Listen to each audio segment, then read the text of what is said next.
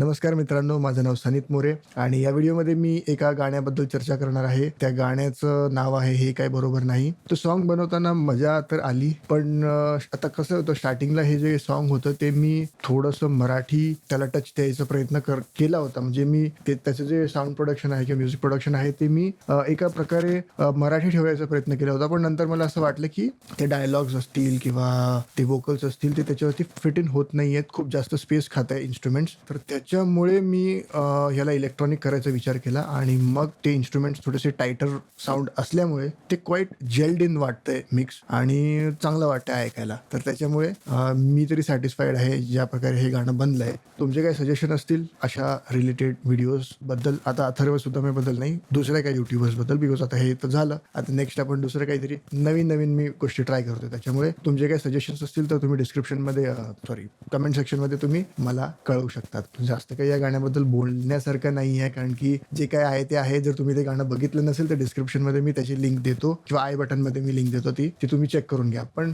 आता ह्याच्या अगोदर जे मी व्हिडिओ बनवला होता तो स्वानंदीवरती बनवला होता, त्याच्यानंतर आता मी अथर्व सुदामेवरती बनवला आणि आणखी काही युट्यूबर्स वगैरे असतील किंवा अशा काही गोष्टींवरती, अशा काही लोकांवरती मला व्हिडिओज किंवा अशा काही सब्जेक्ट्सवरती मला व्हिडिओज बनवावेसे वाटत आहेत. आणि त्याचं बेसिक रिझन हेच आहे की मला असं वाटतं की क्रिंज व्हिडिओज बनवणं फनीच्या नावाखाली, ते एखाद दोन व्हिडिओज करणं ठीक आहे, पण सारखंच क्रिंजला फेवर करणं आणि त्या नको त्या लोकांना फेम देणं मला थोडंसं ऑड वाटतं. म्हणून मी विचार केला की यार, जर ही लोक डिझर्विंग आहेत तर, म्हणजे यांच्याकडे तर फेम आहे, माझ्या अटेन्शनची गरज नाही आहे लोकांना, पण ॲटलिस्ट आपण चांगल्या कुठल्या तरी माणसाला किंवा व्यक्तीला एक थोडासा पुश देऊ शकतो किंवा आपण हे सांगू शकतो की तुमचं काम चांगलं आहे, हे आपण सांगू शकतो. आणि त्या क्रिंज किंवा त्या काहीतरी वियर्ड करणाऱ्या लोकांबद्दल व्हिडिओज बनवायचं, ते एखाद दोन व्हिडिओज बनवणं ठीक आहे, फनसाठी, मजेसाठी वगैरे, किंवा ट्रोलिंग करण्यासाठी किंवा ते त्या कॅटेगरीमध्ये ठीक आहे. पण प्रत्येक कंटेंट हे त्याच्याच बेसिसवरती बनवायचं हे काय मला पटत नाही. तर त्याच्यामुळे मी अशा काही लोकांवरती बनवलं की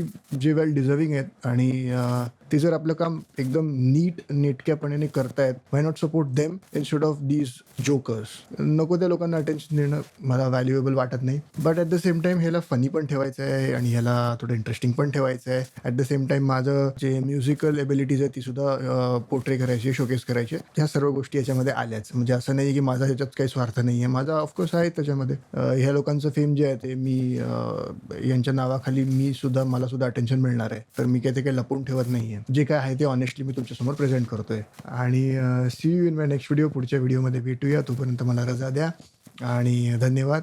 नमस्कार.